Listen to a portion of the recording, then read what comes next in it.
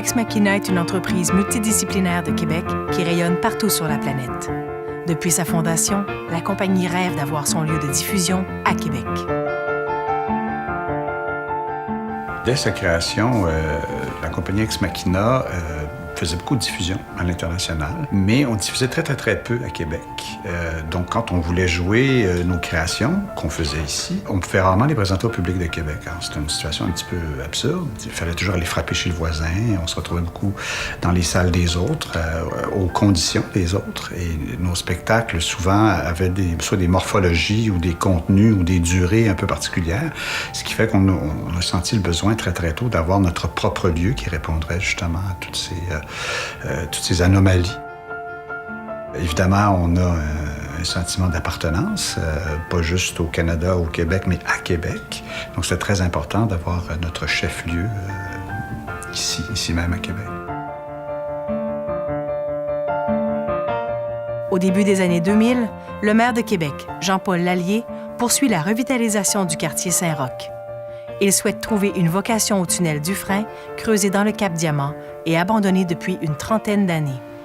Sa volonté de revitaliser le tunnel faisait partie des plans du 400e aussi à ce moment-là, et faire de l'intérieur de cette caverne-là, qui existait déjà, un lieu de diffusion. Mais l'idée n'était pas arrêtée encore. On ne savait pas trop quoi faire avec ça. C'était peut-être la chance pour Robert de voir qu'on pourrait peut-être construire un théâtre dans ce lieu-là, puis ce serait évidemment d'avant-garde. C'est sûr qu'au moment où nous, on cherchait des lieux à l'époque pour se construire, il nous avait pointé du doigt ce lieu-là. Alors très vite, on était allé visiter. Je me rappelle de cette fameuse visite qu'il avait faite avec Robert Lepage, où ils étaient rentrés dans la caverne, puis ils étaient très excités à l'idée de faire quelque chose de ce lieu-là, qui était quand même assez extraordinaire.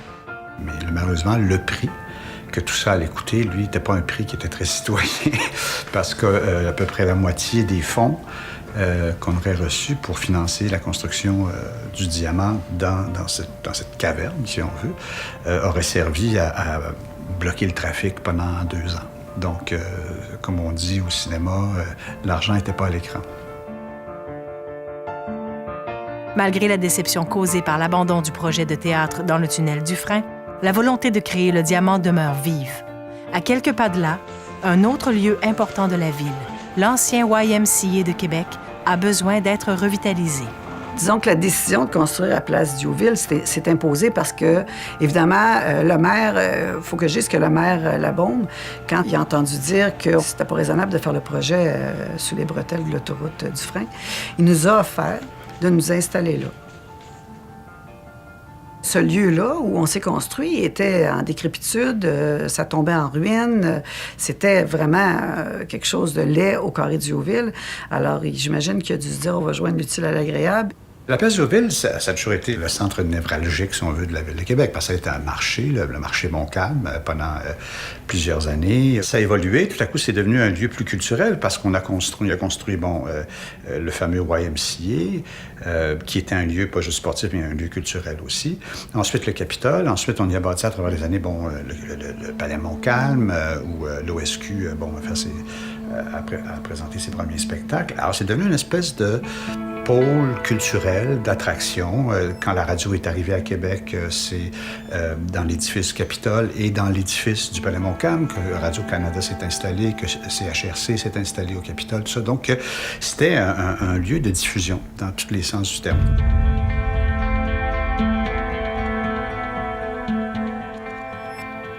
Je pense que ce qui a été le plus difficile dans ce projet-là, c'est qu'on a fait face à beaucoup de changements. On a vécu quand même, on a eu 3 maires différents, on a eu 4 premiers ministres différents au Québec, on a eu 2 premiers ministres canadiens différents. Alors, à chaque fois qu'il y avait un changement, on partait presque à zéro parce qu'il fallait aller convaincre les gens que le projet valait la peine. Au terme de 15 années de démarche, le rêve de voir naître le diamant à Québec prend finalement forme et l'équipe s'apprête à y emménager. Jean-Paul aurait été ravi de voir ce qui est en train d'apparaître en ce moment. Je pense que c'était comme au-delà de ses espérances de voir un lieu comme le diamant s'installer à Québec. Mais ça faisait partie de ses souhaits de voir la ville se développer culturellement de cette façon-là. S'il avait vu ce projet-là, il aurait été complètement renversé et ravi de le voir. Dans les débuts de la compagnie, on avait moins les moyens de se payer de grandes salles de répétition. Donc, on avait créé ou développé ou improvisé ce qui allait devenir les 7 branches de Riviera-Rota dans l'ancien local du Chouclac déchaîné, qui était adjacent à ce moment-là au YMCA. Et c'est quand même curieux que ce lieu-là, qu'on a occupé à l'époque, soit devenu, avec le temps, si on veut, notre maison. Un diamant, c'est long à façonner. Ça se fait pas du jour au lendemain.